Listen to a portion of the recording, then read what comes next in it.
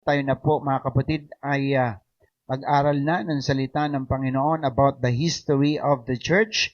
And for tonight's Bible study, nais ko pong pamagatan ito na Paul's Journey to Rome. Siguro naman nakaraan ay atin na pong napag-aralan yung mga pangyayari sa buhay ng ating kapatid na si Apostol Pablo. Ito pong journey niya papunta sa Rome actually ay isang napakahirap na biyahe, mga kapatid. Subalit alam ko ng isang totoong lingkod ng Diyos, hindi tinitingnan ang kahirapan kung ano man ang pinagdadaanan sapagkat sabi nga ng Biblia, higit ang pagpapala na ibibigay ng Panginoon sa atin doon sa unahan. So following Paul's defense before King Agrippa, nakikita po natin na talagang nakita ng nila Festus, nila Felix, na hindi deserving ng kamatayan o anumang hatol na mabigat, mga kapatid, itong si Apostol Pablo sapagkat wala siyang nilalabag, mga kapatid. Pero dahil nga sa kanyang appeal na gusto niyang makausap pa rin ang emperador, mga kapatid, siya po ay pinagbigyan. Kaya nga po, siya sa Book of Acts chapter 27 ay papunta siya ng Roma. Pero kung titingnan natin, sa kabila ng pagsunod ni Apostol Pablo sa Panginoon dahil may mission siya, ibinigay niya ang lahat ng kanyang buhay sa Panginoon, para ibahagi ang ebanghelyo ng kaligtasan sa mga Hudyo, lalo na sa mga Hentil. Sa kaisipang pantao pa, maaaring itanong po natin, bakit kinakailangan pang mag-suffer ang lingkod ng Diyos na ito sa ganitong hirap, mga kapatid? Pero nakikita ko talaga sa paglilingkod sa Diyos that God has His own purpose for everything that happens in our lives. Kaya tingnan po natin sa atin pong pag-aaralan ngayon kung ano po, mga kapatid, ang kalooban ng Diyos sa ganitong klaseng journey ni Apostol Pablo. Pero pag-usapan po muna natin ang missionary journeys ng ating kapatid na si Apostol Pablo, his ministry sa kanya pong paglilingkod sa ating mahal na Panginoon. Napakahalaga po kasing pag-usapan na natin ito because next Bible study ay atin na rin pong pag-usapan ang pinakahuling chapter ng Book of Acts, chapter 28. After ng conversion ni Paul, nangyari po ang unang misyon niya. Kaya nga may tinatawag po tayo, mga kapatid, na Paul's first missionary journey. At yan po ating pinag-aralan in the book of Acts chapter 13 to Acts chapter 15. From Antioch, yan po yung starting point ni Apostle Pablo. Siya po ay pumunta ng Cyprus, isang island po, mga kapatid. At doon po siya nangaral ng salita ng ating Panginoon. Pumunta siya sa Pamphylia, Pisidian ng Antioch, mga kapatid. Antioch, Iconium, Lystra, Derbe. At dito siya nakaranas ng sobrang persecution. Pero hindi po na wala ng pag-asa si Apostol Pablo. Bumalik ulit siya sa Antioch. At pagkatapos po niyan, meron pa pong second missionary journey. Grabe po ang passion ni Paul sa pagpapahayag ng salita ng Panginoon. Again, pumunta po siya ng Cilicia and Galatia. Pinalakas niya ang mga nananampalataya doon sa ating Panginoong Jesucristo. Sa Troas. At dito niya, mga kapatid, ginawa ang pagtawid sa Macedonia. At sa Macedonia, mga kapatid, pinasok niya ang Philippi. At dito na-convert ang isang unang babae sa paglilingkod sa Diyos na nagngangalang Lydia. Hallelujah! Makikita po natin, hindi tumitigil ang ating kapatid na si Apostol Pablo. Pinasok niya rin po ang Thessalonica, ang Berea. Nangaral po siya, mga kapatid, ng salita ng Panginoon kahit buhay ang kapalit man ito. Pinasok niya ang Athens. Mga kapatid, ang dami doon sa Athens na mga nananampalataya sa mga Diyos-Diyosan, pero hindi po siya natakot. Nag-stay siya sa Corinth for 18 months. At dito niya sinulat, mga minamahal, ang 1st and 2nd Thessalonians. Siya po ay bumisita sa Ephesus at siya muli bumalik sa Antioch. Pero hindi pa po, mga kapatid, tapos, sapagkat mayroon pang tinatawag na third missionary journey. Hallelujah, in the book of Acts 18 to 21, chapter 18 and chapter 21, makikita natin yan na bumalik siya sa Galatia upang siya po ay patuloy na magpalakas sa mga disipulo ng ating mahal na Panginoon. At dito siya tumagal sa lugar ng Efeso. Paul stayed for over 2 years. At marami po siyang ginawa dito, mga kapatid, hindi lang pagpapahayag ng salita ng Panginoon, kundi miracles. Hallelujah! Na-revisit niya rin po, mga kapatid, ang Macedonia and Greece. At dito, mga kapatid, sumulat siya ng 1st and 2nd Corinthians and Romans. Sapagkat hindi niya pa po napupuntahan ng Romans, mayroon na talaga siyang desire to see the believers in Rome. Hindi niya alam kung paano, mga kapatid. Siguro nakita niyo naman sa ating pag-aaral na sa Book of Romans, mayroon siyang desire pag binasa niyo po ang Book of Romans. Kaya nga, itong mga pangyayaring ito kay Apostle Pablo, ay isa na rin po ito sa kalooban ng ating Panginoon upang siya po ay makapunta ng Roma. At sa Troas, doon siya ulit nag-preach. At doon niya, mga kapatid, bago siya umalis, dito, di po ba, mga kapatid, sa kanyang farewell address, dito niya binuhay si Eutychus.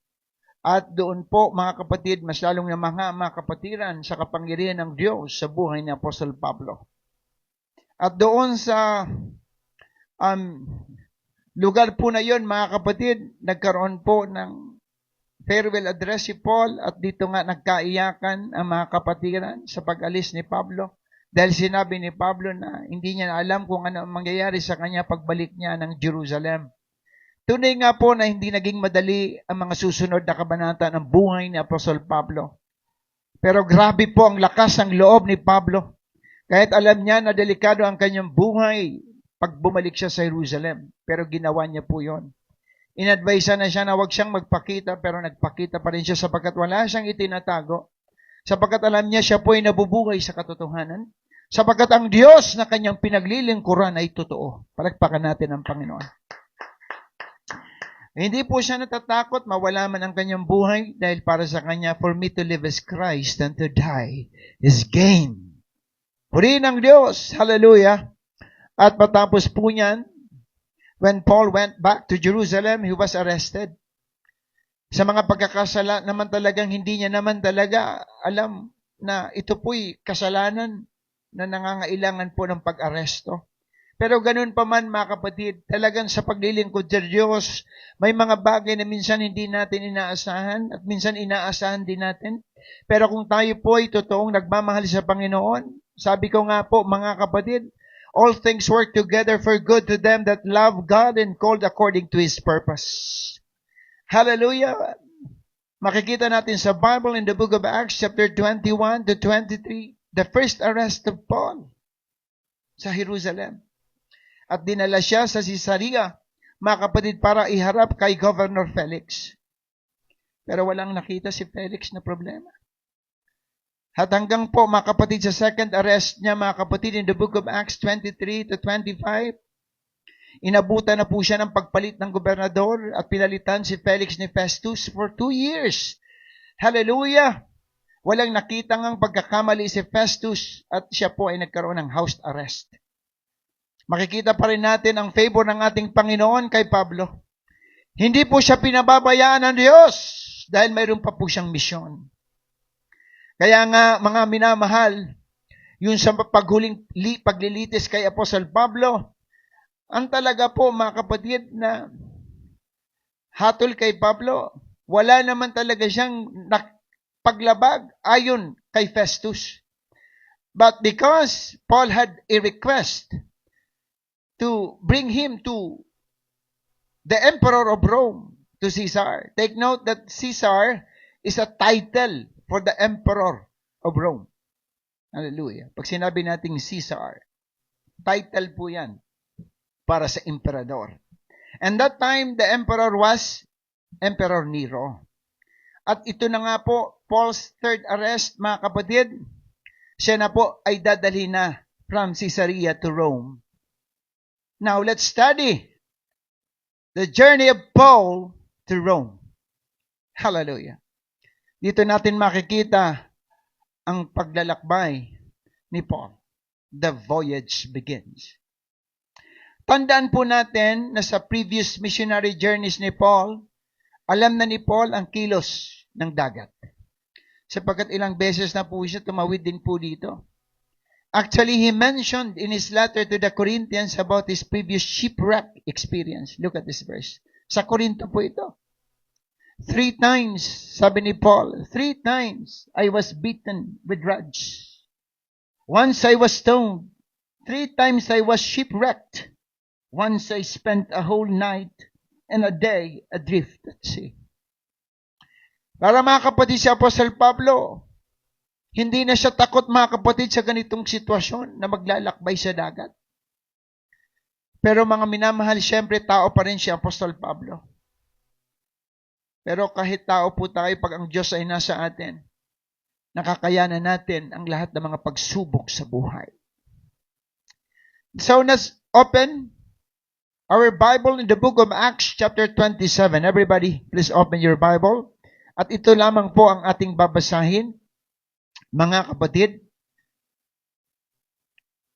Everybody, please open your Bible in the book of Acts 27 verses 1 and 2. When it was decided that we would sail for Italy, Italy is the capital of Rome. Paul and some other prisoners were handed over to a centurion named Julius. Ito po mga kapatid, ang kapitan. Hallelujah. Na siya pong magdadala kay Apostle Pablo at sa lahat pang mga preso, mga prisoners. Sipin mo, yung mga kapatid, yung lingkod ng Panginoon na walang ginawang masama ay kasama ng mga prisoners papunta ng Roma. Ano? Grabe, ano? But God has a purpose for everything. Again, sabi ng Bible, who belonged to the imperial regiment. Ito po yung kapitan ng rehimiento ng emperador. We, sabi ng Bible, boarded the ship from Adramyttium. Yung we dito, kasama po yung sumulat ng Book of Acts. Sino po? Si Lucas. So, maliwanag po na sa Lucas was with Paul during that time. About to sail for ports along the coast of the province of Asia. And we put out to sea. Aristarchus, a Macedonian from Thessalonica, was with us. Now, let's look at the journey of Paul. Hallelujah. Papuntang Rome. Makikita natin dito mga kapatid, dito sa po ng Rome, sa mapa po na ito, papuntang Roma, ang pinagdaanan ni Apostol Pablo. Mga kapatid, makikita natin sa part po na yon, from Caesarea to Sidon. Makikita po natin dyan mga minamahal na sa Sidon, mga kapatid, nandiyon ang seaport of Phoenicia. Hallelujah. Siguro, nakikita nyo naman po siguro, ay, tingnan mga Sister Vangie, Hallelujah. So, makikita po natin dito na pumunta po siya ng Sidon para po pumunta sa isang seaport ng Phoenicia at doon nga po trinit na mabuti din ng kapitan na si Julius si Paul at inalaw nga actually si Paul na makita ang kanyang friends. Sabi ng Bible, at para tumanggap po ng anumang care, mga kapatid. So after that, mga minamahal, from Sidon, siya po ay tumuloy sa Myra. Kung makikita po natin dito, nagkubli sila sa island of Cyprus. kung tutuusin, hallelujah, pwede naman po talaga na dumiretso sila kasi dito sila papunta sa Rome eh. Pero bumaybay po sila, mga kapatid, sa island, dyan sa Tarsus, sa Pamphylia, dahil ang sabi po ng Bible, pasalungat ang hangin. So nagkubli po sila sa Cyprus, ang sabi po ng Bible. Kaya they sailed over the sea of Cilicia and Pamphylia. Bumaybay po sila dyan, papuntang Myra. Ano po? Kaya, kung makikita natin, hindi po madali ang pinagdaanan nila Paul dahil mayroon pong hangin na sabi nga pasalungat. Siguro, alam ito ng mga mangingisda na mga sumasakay sa bangka na pag pasalungat ang hangin, hindi mo pwedeng kontrahin. Kaya lagi po silang malapit sa baybay lang. Ano po, sa island, doon sila dumaraan. Sa baybayin po, mga kapatid. So, they arrived at Myra of Lycia.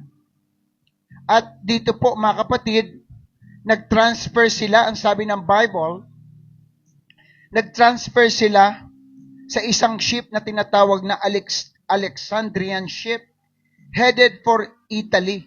Sabi po ng Bible.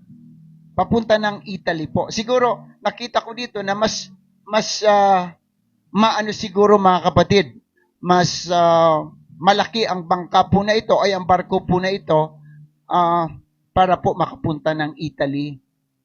Kumbaga, mayroong mga tinatawag na connecting flights po, kumbaga sa eroplano. Hallelujah. Pero kalooban na po yun ng ating Panginoon, sapagkat may purpose ang Lord po dito, mga kapatid. So, from Myra, sila po ay pumunta ng Crete. Pero mga minamahal, dito natin makikita na mayroong malakas na hangin po para po sila ay pigilan. Kaya nga, sa paglilingkod sa Diyos, may mga pagsubok po talaga na dumarating sa buhay po natin along the way ng ating journey. Hallelujah. Sila nga po ay pumunta pa ng Cnidus dahil nga po hindi madali ang kanila pong biyahe. So, papunta po sila ng Creta at when they arrived at Fair Havens, dito po mga kapatid yun, kung makikita po natin, bumalik ulit, hallelujah, diretso po. Dito po mga minamahal, kung makikita natin, sila po ay dumaong rin po dyan mga kapatid sa isang coast po na yan ng Crete.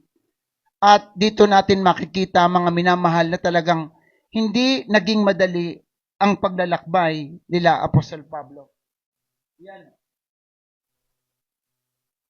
Diyan mga kapatid, makikita po natin ang kanila rin talagang pag-iwas sa lakas ng hangin, mga minamahal. At paggaling po sa Creta o Crete, siya po ay pumunta ng lugar po na ito, sa Syrtis at pumunta ng Malta. Hindi na po natin yan aabutin po mga kapatid, sapagkat chapter 28 na po yan ang mga pangyayari dyan. Gusto ko lamang bigyan ng diin ang kanyang pagbabiyahe po mga kapatid, na gusto ko lamang sabihin na hindi naging madali ang biyahe ni Apostol Pablo, hallelujah, papuntang Roma. Mabigat po, actually hindi niya alam kung ano ang mangyayari sa kanya. Pero makikita natin dito na lahat ng bagay na nangyayari sa isang lingkod ng Diyos ay mayroong pong purpose ang Panginoon. From Caesarea to Sidon, from Sidon to Myra, from Myra to Crete, God has a purpose, mga kapatid. Malakas man o hangin, pasalungat man ang hangin. Ang importante, mga kapatid, alam mo na kahit mahirap ang iyong pinagdaraanan, kasama mo ang Diyos, kasama natin ang ating Panginoon. Yan po ang nakikita kong kahalagahan, mga kapatid. Strong winds hindered their journey, mga kapatid. Minsan may mga malalakas din na hangin ng problema ang atin pong nararanasan o nararanasan natin sa ating buhay. Kung bakit nagiging mabagal din ang ating paglalakbay sa kalooban ng Diyos. Di po ba mga kapatid, lahat naman tayo, Contrary winds forced them to sail under Cyprus. Sabi ko nga, makikita po ninyo, pwede naman silang dumiretso pero bumaybay pa po siya sa northern part ng Cyprus. Difficult winds forced them to turn toward Crete. Hallelujah. Gusto nila mga kapatid, pwede namang dumiretso na, mga minamahal, sa Greece at paakyat because Greece, mga kapatid, is the southern part of Rome, Italy. Hallelujah. Pero dumaan pa siya, mga kapatid, sa Creta, mga minamahal. Pero sabi ko nga po, sa ganyang mga pangyayari, gusto ko lamang sabihin sa ating lahat na may mga storms talaga, may mga bagyo talagang dumarating po sa ating mga buhay na kinakailangan ang ating pong pananampalataya ay patuloy na dapat maging malakas. Now, let's look at the storm doon po sa dagat. Hallelujah, nandoon po si Apostol Pablo. Kasama niya ang mga prisyonero at ang ibang mga kapatid na Roman soldiers at ang kapitan ng Roma. Kung makikita po natin, dapat talaga saan man tayo dalhin ng ating Panginoon, maganda ang ating patotoo sa ating paglilingkod sa Diyos. Sapagkat pag tayo po'y isinasama ng Diyos sa mga hindi mananampalataya, may purpose po ang Panginoon sa ating lahat. Gusto ng Lord na ipakita na ikaw na may Diyos, kakaiba ka. Na ikaw na may Diyos ay hindi ka pababayaan ng Panginoon. Hallelujah! During this time, Paul advised against sailing further at that time. Dito natin makikita na si Apostle Pablo ay meron na pong advice na hindi muna sila magpatuloy sa paglalayag. Tingnan po ninyo ang bersikulo po na ito. Mayroon siyang warning, but his warning was ignored. Yung kanyang payo, mga kapatid, ay hindi nasunod. Dito natin makikita na napakahalaga po ang advice ng mga spiritual leaders. May message po dito ang Lord sa ating lahat, mga kapatid. Napakahalaga po ang advice ng mga spiritual leaders, ng pastors, hallelujah, ng workers ng church. Acts 27:9-10, sabi po dyan, much time had been lost and sailing had already become dangerous because by now it was after the Day of Atonement. So, yung Day of Atonement, kumbaga, meron na po mga kapatid na inaabangan sila ditong, kumbaga, season pagbabago na po mga kapatid ng panahon. Ito po yung from September to October. Parang itong panahon natin na ito na malamig na ang panahon. At pag malamig na ang panahon, mayroon na rin pong malakas na hangin. So Paul warned them. Actually in verse 10, sabi ni Paul, men, sabi niya, I can see that our voyage is going to be disastrous, sabi ni Paul, and bring great loss to ship and cargo, and to our own lives also. Delikado na tayo pag nagpatuloy tayo, sabi ni Apostol Pablo. Makikita natin na kahit mga kapatid, ikinukonsider na parang prisoner, si Paul, dahil kasama po siya ng mga prisoners, pero makikita po ninyo doon, yung courage na binigay ng Diyos kay Paul para magpahayag ng kalooban ng ating Panginoon. Hindi po ito propesiya, kundi advice ni Apostol Pablo. Ito ang sabi niya Sa tingin ko, sabi ng Bible sa Tagalog, isang lingkod ng Diyos na meron na pong karanasan sa paglalakbay sa dagat dahil sa kanya po, mga kapatid, na missionary journeys. Kung makikita natin dito, mga minamahal, sabi ni Paul, mapanganib na ang buhay natin. Pero mga minamahal, Paul's advice was overturned by the majority. Kaya nga, hindi lahat ng desisyon ng majority tama. Hallelujah.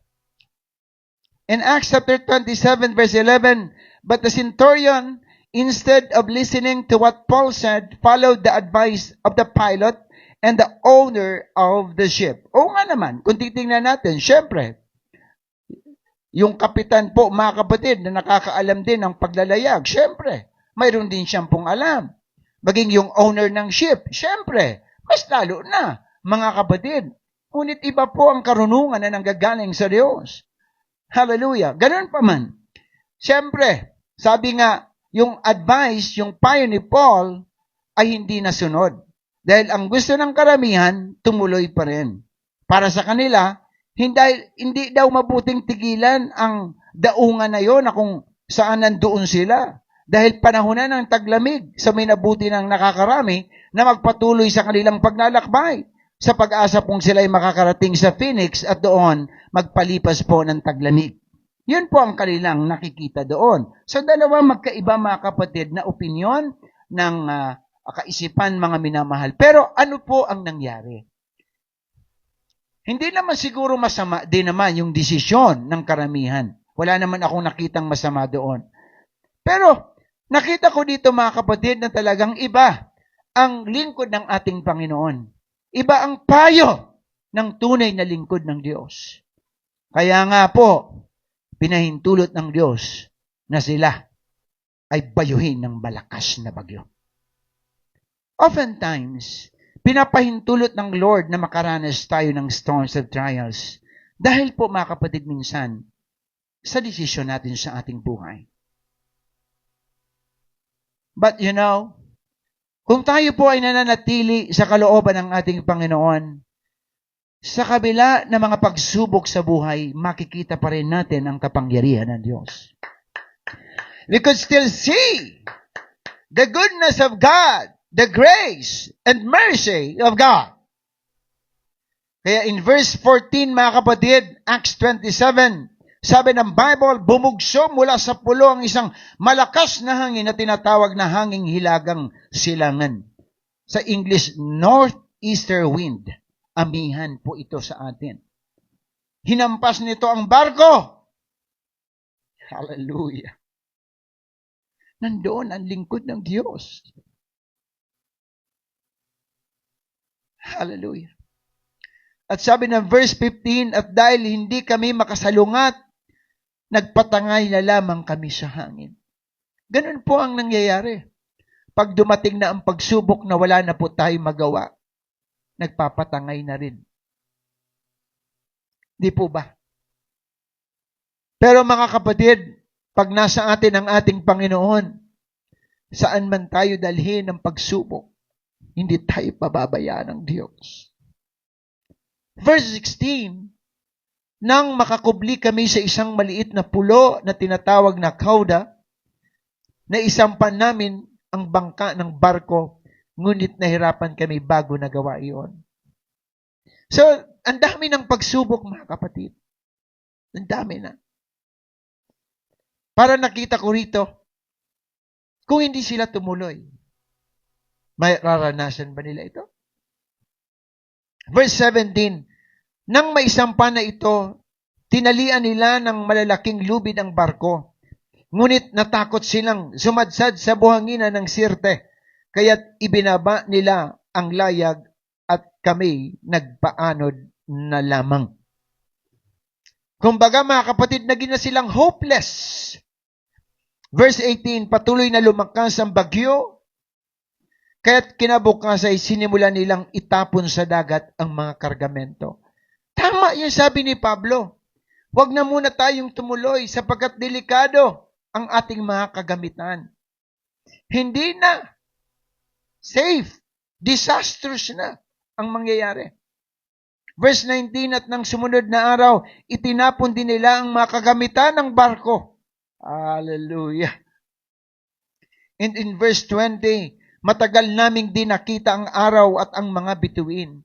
Naranasan namin mga kapatid nang papunta kaming Mindoro na talagang pagmalakas po ang hangin at may bagyo, madilim ang kalangitan. Wala kang makikita mga kapatid. At ito ang nangyayari sa mga panahon na yon sa lingkod ng Diyos kasama ang mga taong walang pagkakilala sa Panginoon. Sabi ng Bible, hindi humuhupa. Patuloy ang paglakas ng bagyo. Parang ang hirap ng ganong sitwasyon sa buhay. Okay lang nung una mga kapatid, napasalungat lang ang hangin, bumabaybay sila sa gilid mga kapatid ng island ng Pamphylia, ng Cilicia. Pero ito mga kapatid, mismo Nandoon na sila sa gitna ng bagyo, mga kapatid. Ang sabi ng Bible in verse 20, na wala na kami ng pag-asang makakaligtas pa. Mabigat ito. Verse 20. Na wala na kaming pag-asang makakaligtas pa. Dumating na po ba mga kapatid sa punto ng ating buhay na unti-unti na tayong nawawala ng pag-asa kahit tayo mananampalataya? Yung pinanghihinaan na po tayo ng loob. Minsan pa nga gusto na natin mga kapatid na tumigil sa paglilingkod sa Diyos. Mga kapatid, kahit anong pagsubok ang dumating po sa atin, hindi tayo pababayaan ng ating Diyos. Because in verse 21, pinaalala ni Pablo ang kanyang payo sa kanyang mga kasamahan. Hallelujah. If you have your Bible, you can open your Bible in verse 21. Pero kung okay lang po, pakinggan nyo na lamang po ito mga kapatid. In verse 21, nagpaalala si Paul tungkol sa kanyang payo sa kanyang mga kasamahan. Dahil mas nasunod yung majority. Mas inibig nilang tumuloy. Pero hindi po seryoso itong parang i-blame ni Paul. Kasi minsan po, pag nagkakaroon na ng problema, sisihan na ang nangyari. Hindi po ganito si Apostol Pablo. Nagpaalala lang si Apostol Pablo dahil gusto ni Apostol Pablo na ipakita sa kanila na siya ay pinangungunahan ng Diyos. Parapakan natin ang Panginoon. Di po ba kung tayo po'y mananampalataya sa mga sitwasyon na mahirap, mga kapatid, nakikita natin ang favor ng Diyos sa atin? Hindi po ba? Hallelujah! Kaya nga, in the book of Acts 27, 21 to 22, mga kapatid, dahil matagal nang hindi kumakain ng mga nasa barko, hindi na kumakain. Isipin nyo mga kapatid, siguro, dahil mga prisoners ito, siguro may mga nakapatay doon. Mga kapatid, mga loko-loko, mga halang ang kaluluwa. Kasi mga prisoners po ito. Malalakas ang loob nito, mga kapatid. Hallelujah. Matatapang din ito sa kanila siguro kaisipan, mga minamahal.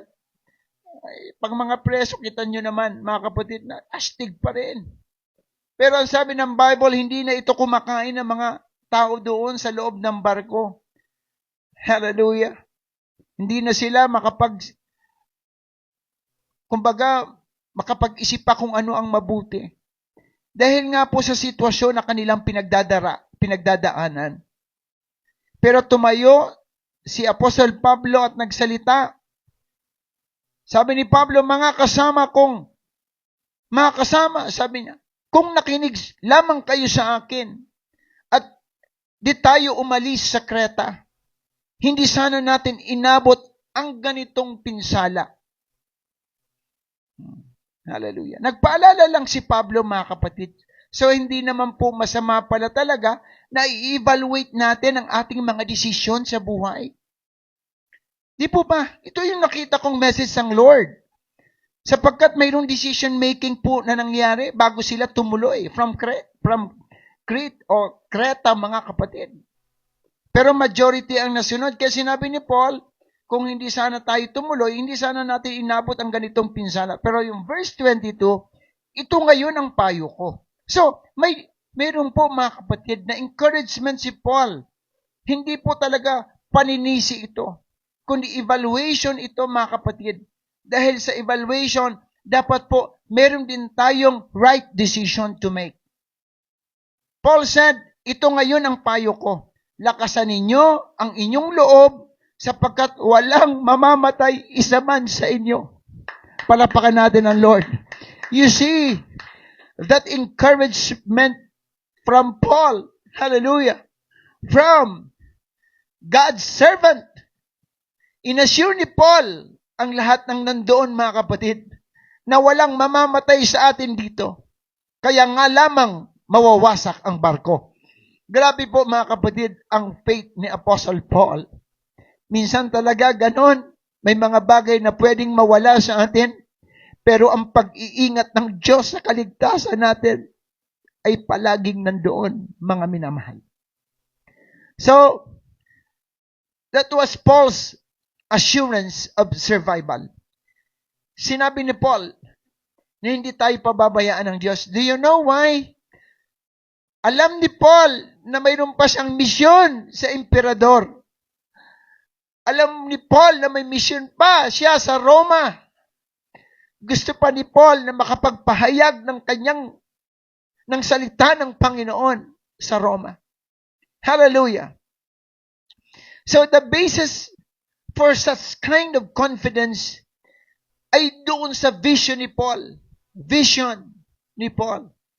Kaya nga, mga kapatid, ito rin po ang nagbigay encouragement sa akin doon sa tema, mga kapatid natin sa convention. Increase our vision. That was an angelic vision. In the book of Acts 27:23-25,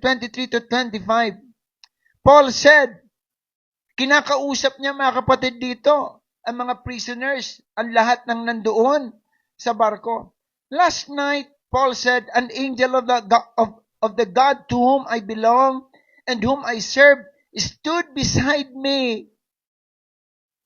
Hallelujah. Naalala po ninyo mga kapatid, nung nasa Jerusalem siya in the book of Acts chapter 23, nung gusto siyang patayin, di po ba nangusap din ang Panginoon sa kanya to encourage him to continue serving the Lord, to have courage sa paglilingkod pa rin sa Panginoon.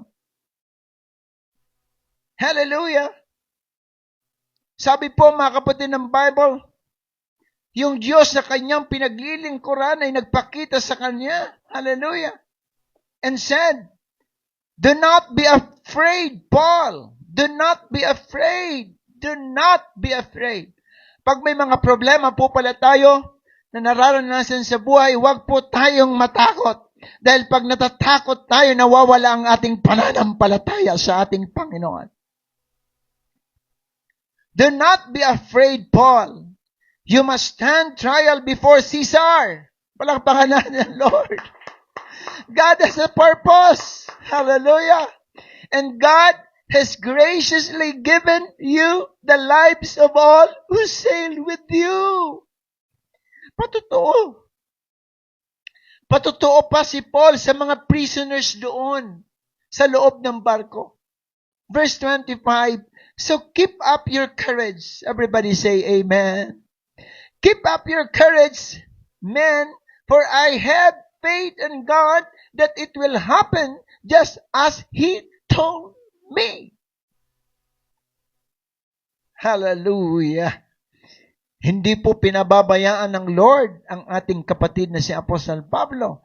At ang Diyos ni Paul ay isa ring Diyos na ating tinanggap. Ang Panginoong Jesucristo. Oh, glory to God.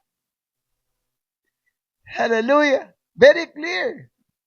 From an angel of the God to whom Paul belongs and serves. Pansinin po niyo, sa Diyos na pinaglilingkuran ko, sabi ni Paul, hindi natin. Hallelujah. Yung kanyang faith in God. Hallelujah. At napakagandang encouragement talaga buhat sa Panginoon. Do not be afraid, Paul, because you must appear before Caesar. Whew. At hindi lang yan.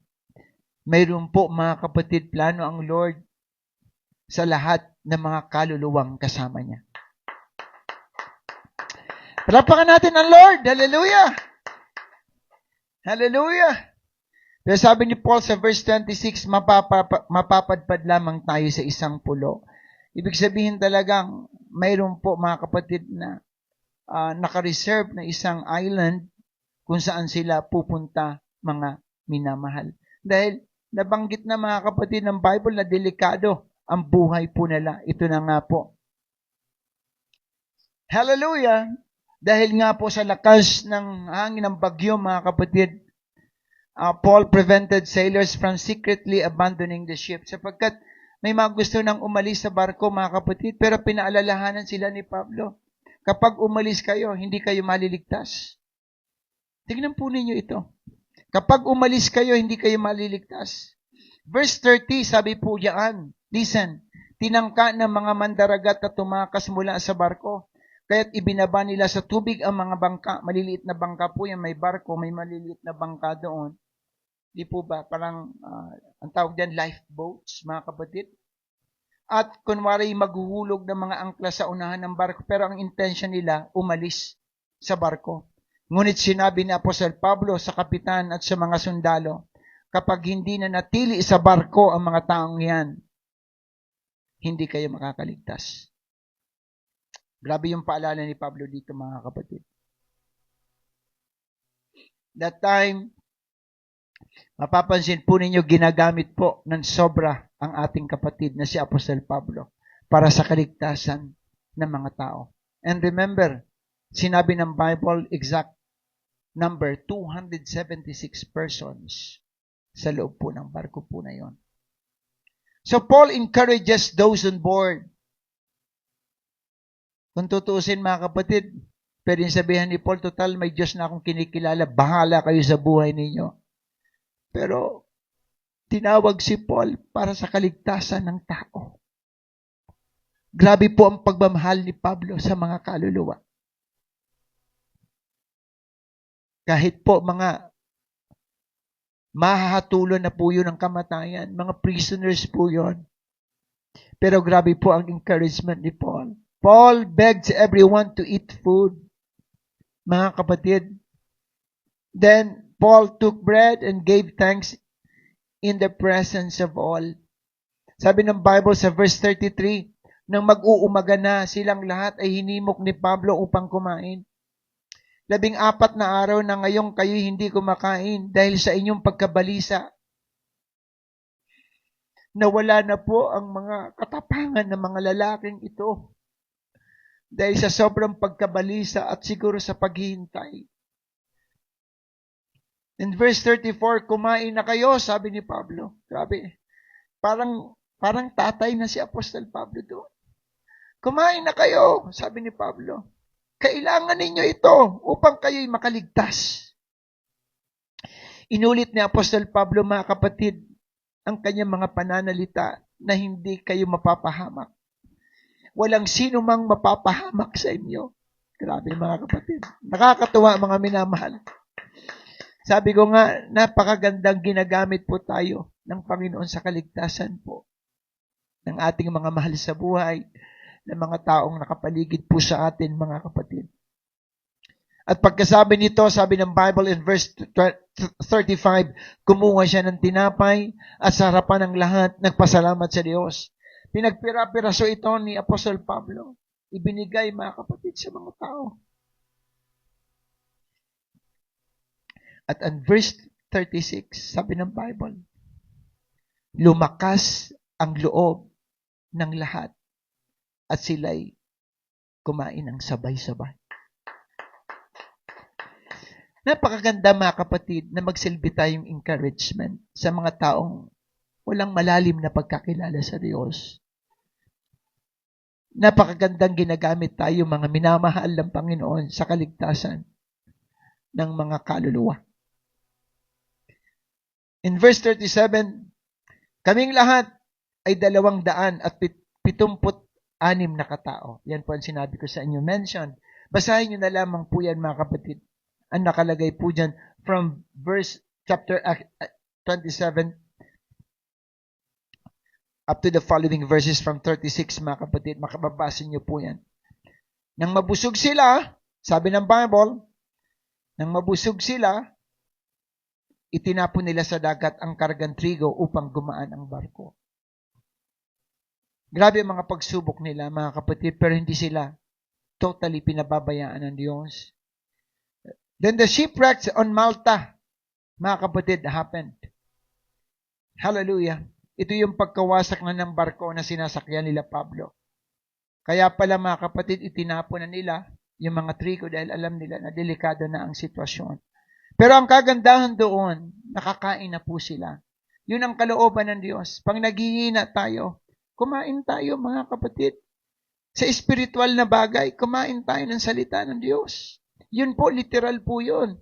Pero ano po ang spiritual implication po noon? Pag tayo po'y nanghihina na at nawawala na ng pag-asa, eat the spiritual food, read the Bible, meditate the words of God. Hallelujah.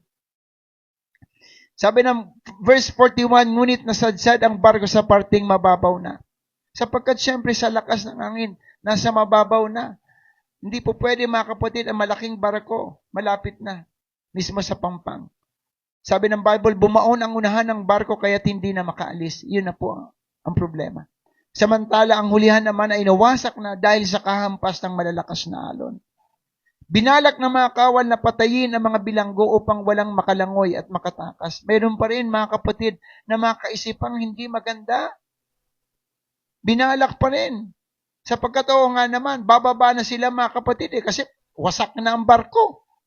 Subalit nais ng kapitan ng mga kawal na iligtas. Sino? Si Pablo. Kaya pinagbawalan nito ang mga kawal na huwag patayin ang mga tao. Tingnan po ninyo, Pablo pa rin.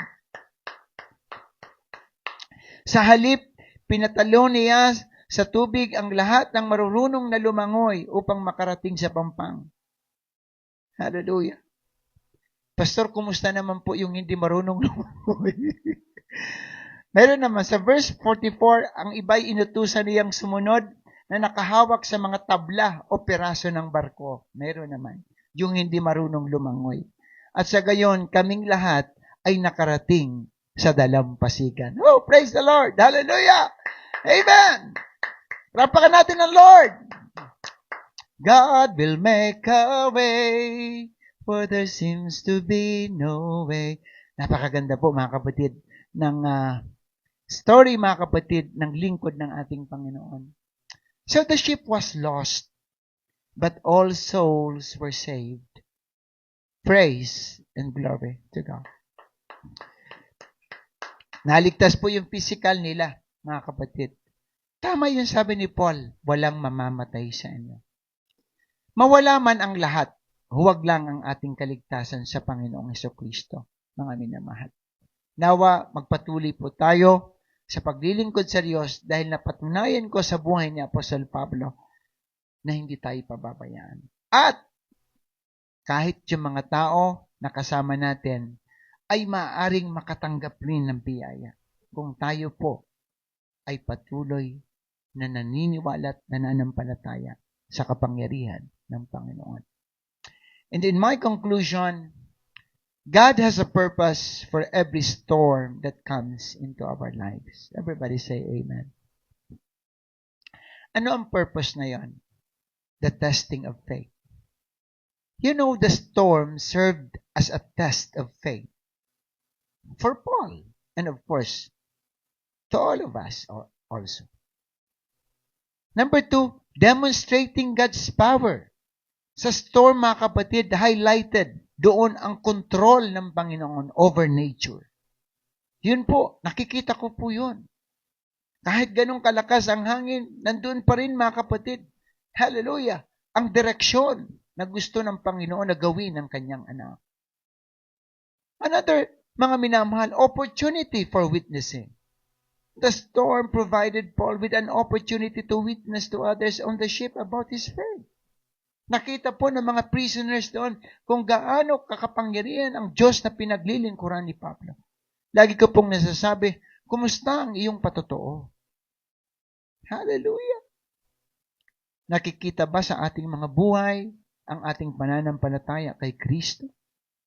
And another, fulfillment of prophecy. The journey to Rome was part of God's plan for Paul to testify about Jesus in the heart of the Roman Empire. May purpose pa ang Lord.